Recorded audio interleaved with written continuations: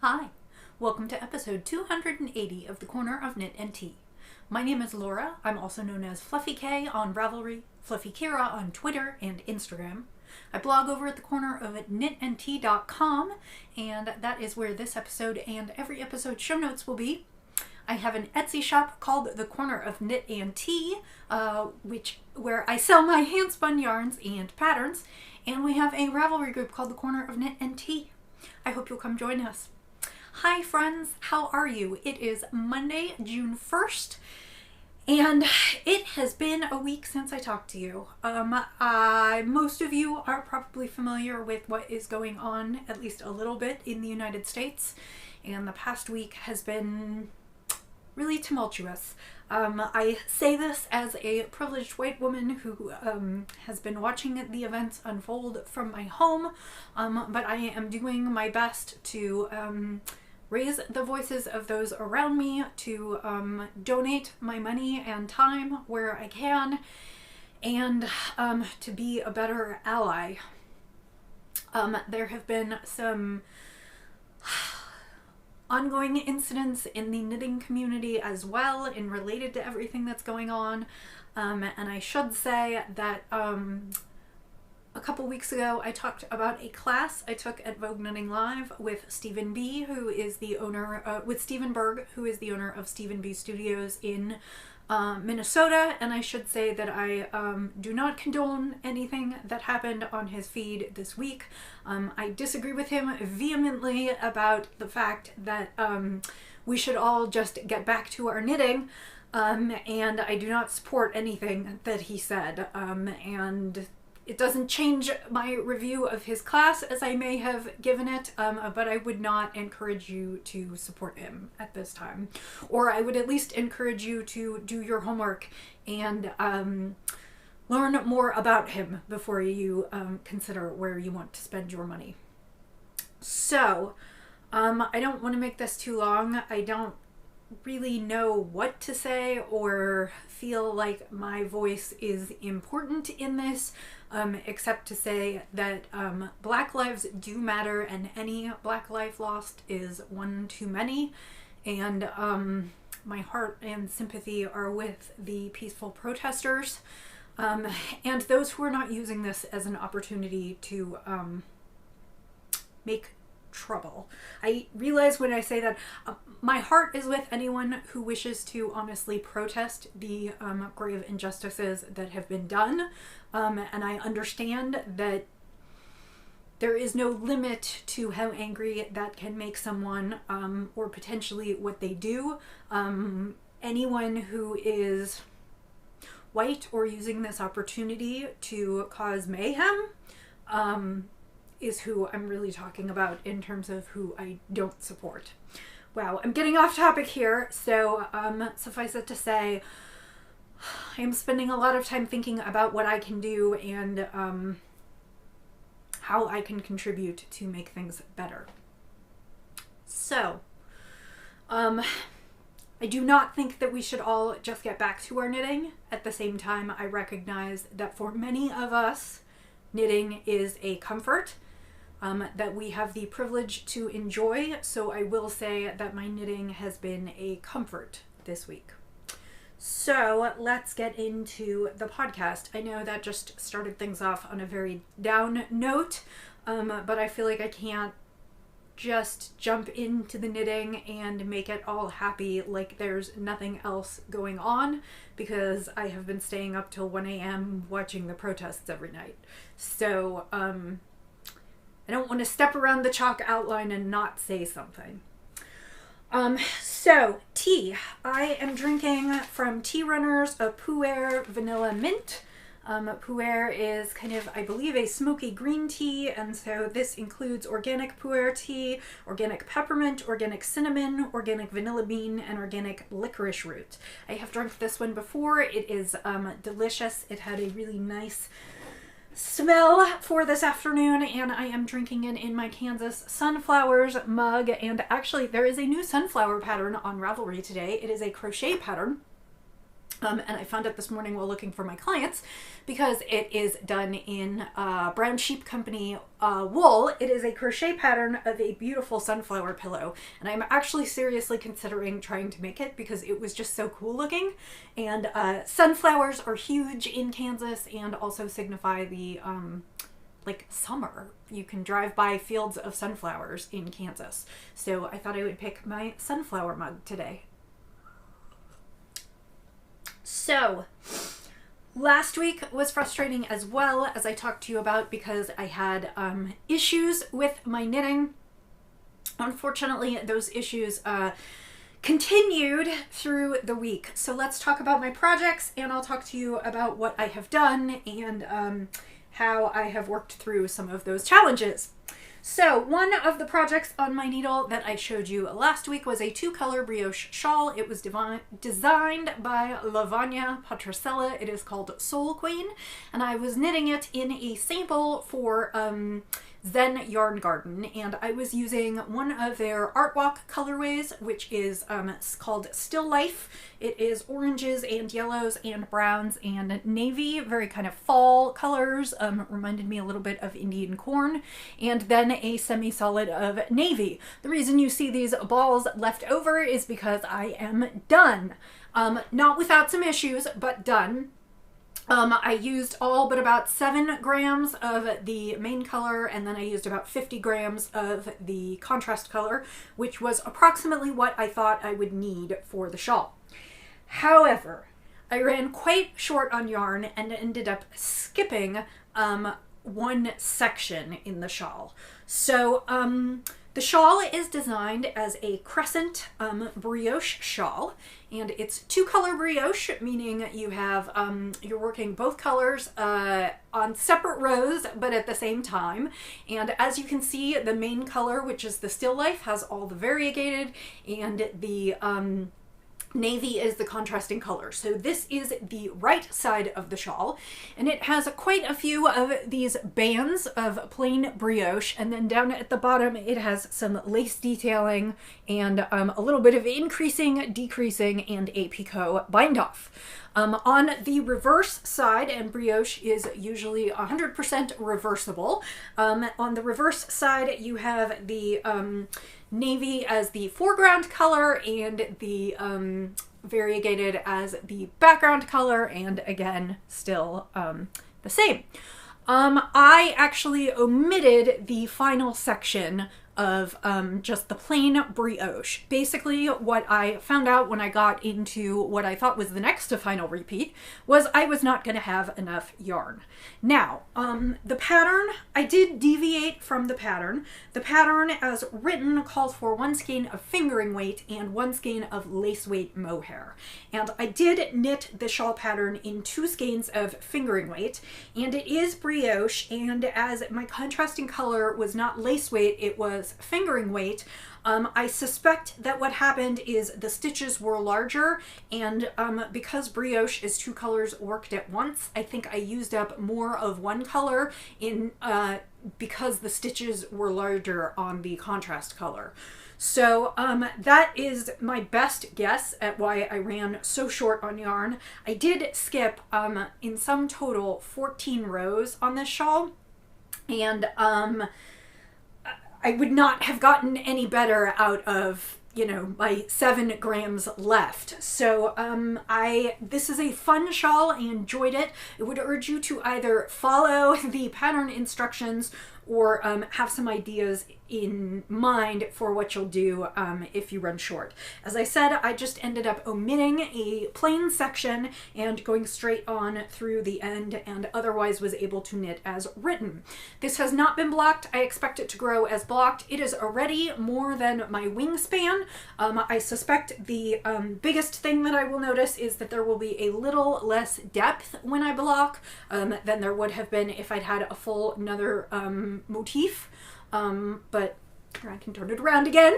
But otherwise, I think it's going to be fine, because I think this is just going to be one of those shawls that you would wear sort of bandana style anyway, and it is plenty long and plenty lush. So I think This one is a good one. It was a fairly simple knit. It is one of her, well, I don't know where in her pattern evolution she designed it. There is not a lot of exposition about how to do brioche. If you are interested in learning brioche, she has a number of cowls and bandanas that you can learn brioche on, and she also has some she has one cowl in the round that I know of. So I would say this one is for a slightly more experienced knitter, someone who has knit brioche before.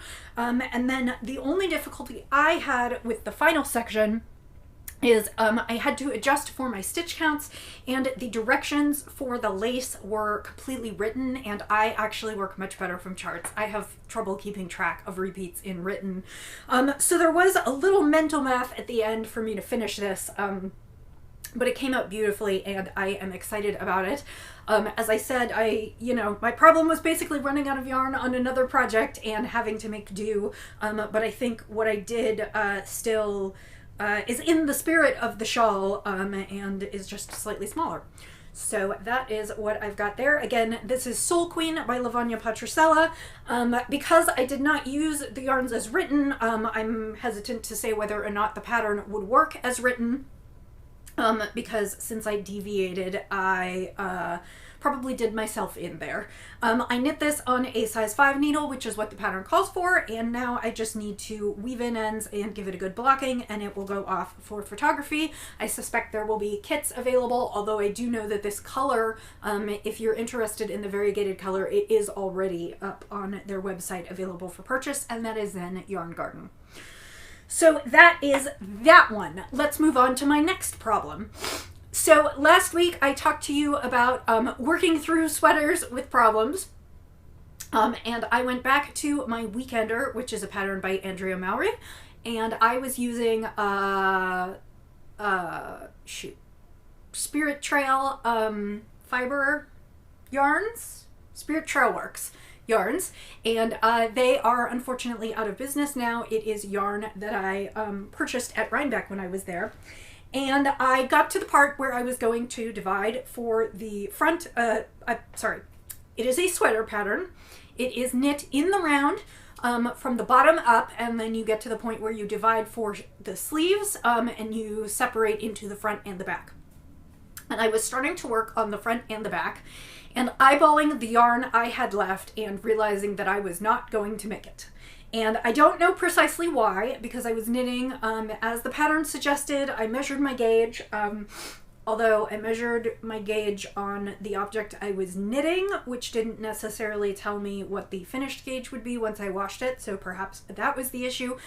I just knew that I wasn't going to have enough yarn.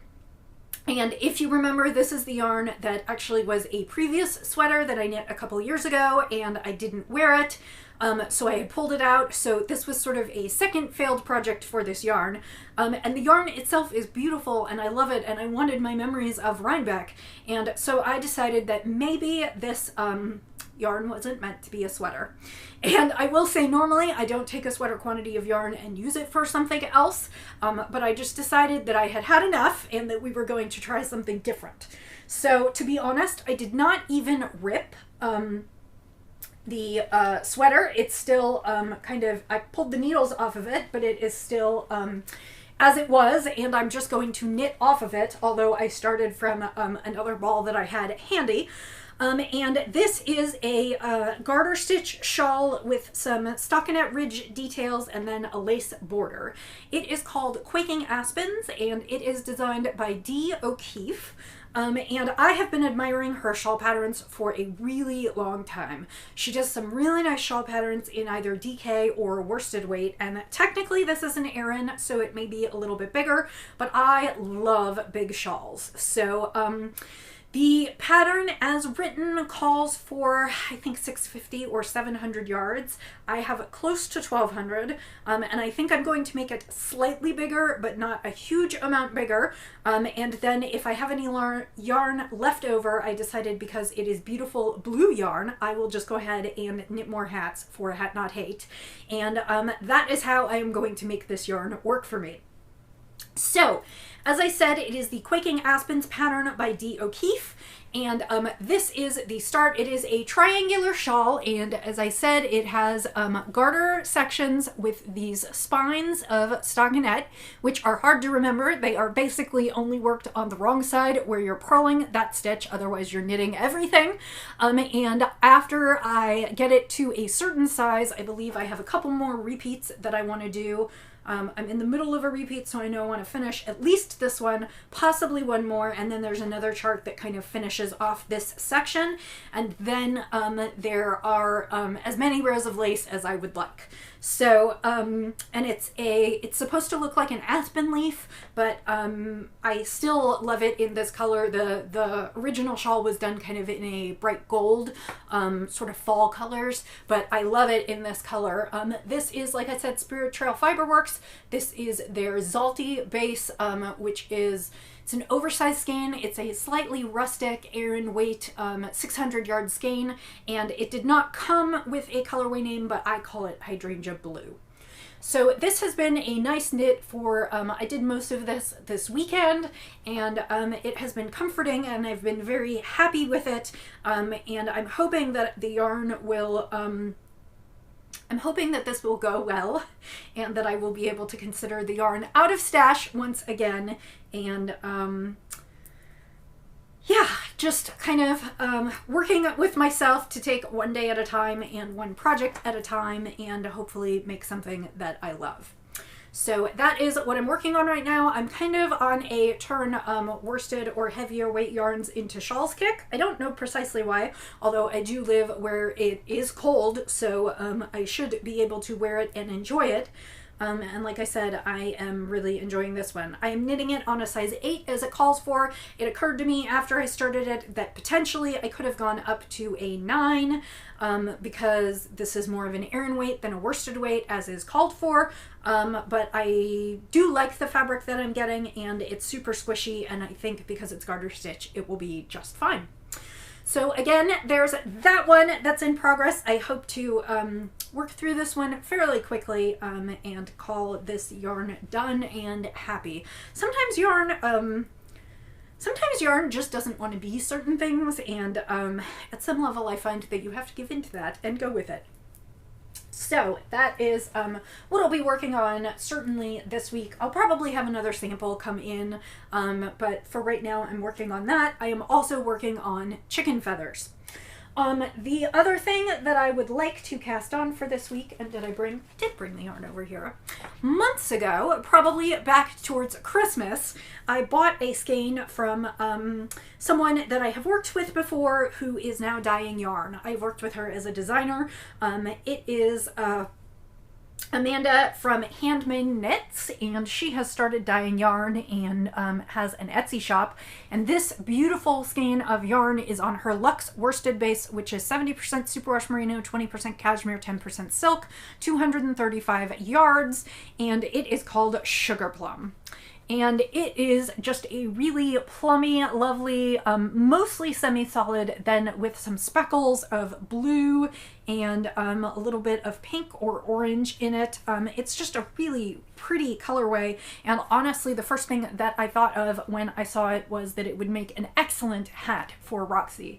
So I can't remember which hat I selected. I think I selected a pattern already, but I will discuss it next week. I need to wind this up, and I'm going to work on a hat for her for the fall this week. So that's kind of my next project on the needles, along with my shawl and my chicken feathers. Update on my crochet blanket. I did not realize how long this was getting. Today I stood up and held my arms over my head, and the blanket touched the floor. And significantly touched the floor. I am 5'3" with my arms over my head. I might get 6 feet? Well, yeah, probably with my arms over my head. I get 6 feet, so the blanket is coming along. I am positive that I am at least in my next to last repeat, if not the last repeat. That is just looking at the yarn that I have left over of the colors that I have done so far. And I may actually choose to end it here because it will have a nice symmetry. I am went through the purple section and am now going back out towards the reds, and that is actually exactly where I started the blanket. I started the blanket with reds and then moved through the purples back out to reds. So if I finish out at red, it would be a nice symmetry, and then there is a border for the blanket to put on, which I will do in the dark red, which I have more of because I have only done one stripe at the center as opposed to the 2 stripes. So I should have enough of that to put a border on the blanket. I don't have a lot to say about this except that I'm excited that it is almost finished, because if it is really the case that I'm going to border it at this section, I have 1, 2, 3, 4, 5, 6, 7, 8. So I have, well, 7 more rows and then the border, and then we are done with this blanket. That is super exciting. I did not get as many, I don't think I got as many color stripes out of it as she recommends, but my gauge must have been different. I did not swatch for gauge, and this is crochet, so I really have no idea what my gauge is. But I am getting close to done, and I am super excited because I didn't expect to be done until the end of June, and I guess it still could take me another week or 2, but that means that one of these is done and that I am ready to start on the next one, because I do have one for Roxy to do. The exciting part about this is that this blanket is going to be huge towards Stash Dash. I don't know if you are participating in Stash Dash. It is basically a contest against yourself. It is sponsored by the Knit Girls, who are Leslie and Laura. And it is just a little fun contest over the summer to see how much yardage you can transform.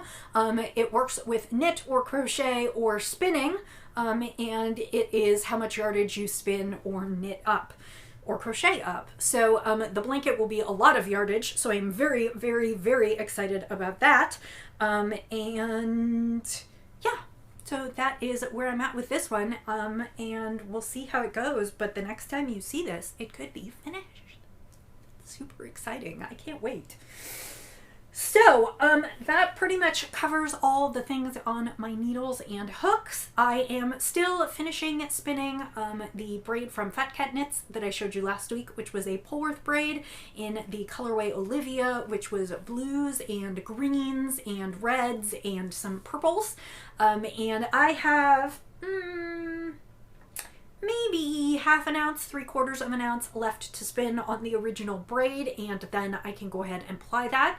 I am spinning that fractally, and in this case, that means that I divided the braid in half. I should say horizontally. I basically laid it all out and broke it in the middle. And then I divided one side into 4 or 5 short strips, or thin strips, and one side I am spinning straight through. So that should be done this week, and that one will go up in the shop, which means it's time to pick another braid. And I went through the stash. I'm trying to sort of do a mix of old and new, and I found this braid in my stash. This braid is called Sinister Things. It is from September 2016, and it is a merino wool top, and it is just a nice set of blues and burgundies and some swampy green and a little bit of tan and and brown, and I just really like this one. It's got some nice colors in it. I am not exactly sure how I'm going to spin it, but this one will be up in the shop as well. I think I may have spun this one before. Back in 2016, I think I was getting a double dose of fiber, so I may have spun this one before, but if I did, it has since sold, but I'm gonna spin this one up again, and then next week I'll try and do maybe a new dyer or something for myself. So that is what's going to be on the wheel this week. So I thank you for joining me this week. I hope that your crafting is bringing you comfort and peace during this time. I hope that you are doing well and remaining healthy, and I wish nothing but the best for all of you. Thank you for joining me today. I look forward to seeing you next time, and until then, I'll say, as I always do, happy knitting, happy spinning, happy sipping, and I'll see you next time. Bye.